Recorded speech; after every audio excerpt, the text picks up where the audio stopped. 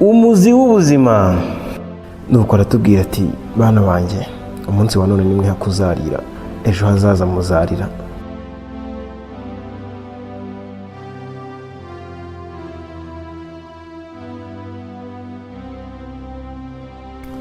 Hariho umugabo w'umuhinzi wari utuye ahantu mu gace k'icyaro. Icyo gihe hari mu mpeshyi, gusa iyo mpeshyi yo yari yakabije gutinda kubera ko nta n'igitonyanga cy'imvura cyaherukaga kugwa mu mezi menshi yari ashize. Kubera izuba ryinshi, ibihingwa byo muri ako gace byose byarumye. Abatuye muri ako gace bose bishwe n'agahinda ndetse bagira ubwoba ku bw'icyo kiza. Buri wese mu bari batuye muri ako gace yahozaga amaso mu kirere byibura ngo arebe ko imvura ikuba, ariko nta n'akanunu kayo babonaga. Babibonye uko, buri wese yatangiye gutakaza icyizere. Umunsi umwe rero nibwo abatuye muri ako gace bose bateraniye hamwe, bandura ko bagiye gusengera mu ngo zabo kandi bagasengera rimwe, kuko bari barimbejwe n'icyo kiza. Nuko mu gihe bemeranyijwe, wa muhinzi, umugore we n'umukobwa we wari ufite imyaka 6 bicara hamwe ngo basenge. Nuko umugabo aricara ararambya, n'umugore we n'umwana wabo ku ruhande. Afunga ibiganza, maze mu ijwi ririmo agahinda agerageza guhisha amarira ye, asenga agira ati, Mana, numvishe ko usubiza amasengesho y'abana bawe. Ibyo twahinze byarapfuye. Turatakambye ngo twoherereze imvura turebe ko twahonoka iki kiza. Buri wese mu bagize uwo muryango yasengaga mu buryo bwe. Nuko ka gakobwa kabo k'imyaka 6 nako gasenga kagira kati, Mana, papa wanjye arababaye cyane kandi nzi ko ushoboye byose. Ndagusabye duhe imvura. Amasengesho arangiye, umuhinzi yarahagurutse ava mu rugo ngo asubire kureba imyaka ye mu murima. Wa mwana we w'umukobwa amubonye agenda, aramubaza ati, papa ugiye? Se aramusubiza ati, mwana wanjye, ngiye kureba imyaka yacu mu murima. Umwana yirutse asanga se, aramubwira ati, ntegereza gato, nanjye turajyana. Nuko umwana asubira mu nzu, ariko agaruka afite umutaka mu ntoki. Se amubonye afite umutaka mu ntoki, aramubaza ati, none se kuki uzanye umutaka mukobwa wanjye? Izuba ryarenze kandi urabona ko bwije. Umwana aramusubiza ati, papa, twasenze Imana ngo iduhe imvura, ubwo rero nitugenda tudafite umutaka, imvura iratunyagira. Umugabo yaratunguwe yumvisha amagambo umwana wamubwiye.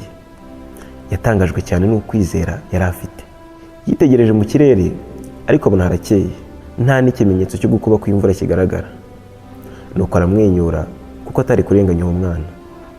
Muri ako kanya yumvise ijwi muri we rimubwira riti, ni byiza gusenga, ariko icyiza kurushaho ni ukwizera ko ibyo usengera bizasubizwa kandi bigasohora. Nuko aterura umwana we baragenda, ariko na wa mutaka barawitwaza. Muri iryo joro haguye imvura itari yarigeze igwa n'ikindi gihe. Inkuru y'umuhinzi n'umukobwa we itwigisha isomo rikomeye mu byo kwizera. Akenshi mu buzima bwacu iyo tugeze mu bihe bikomeye cyangwa ibyago, bituma dutakaza ukwizera. Ariko muri iyi nkuru, mu gihe umwe wari urembeje abari batuye muri kariya gace, bose basengeye imvura, ariko imitima yabo yari yuzuye gushidikanya. Nyamara ntibyabujije umwana w'umukobwa gusohokana umutaka, bigaragaza ukwizera gukomeye yari afite ko imvura ishobora kugwa. Kwizera ni ikintu cy'ingenzi dukeneye mu buzima bwacu. Kwizera ni umuzi wo kugera ku nzozi zacu. Iyo tugiye gukora ibintu runaka dufite kwizera muri twe, uko byagenda kose ibisubizo biza ari byiza.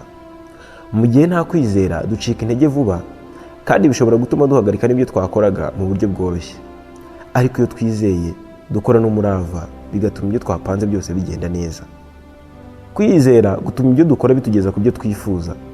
Iyo tugana ku ntego zacu dufite gushidikanya, bituma tudashyiramo imbaraga uko bikwiye, haba haje imbogamizi, tugacika intege vuba.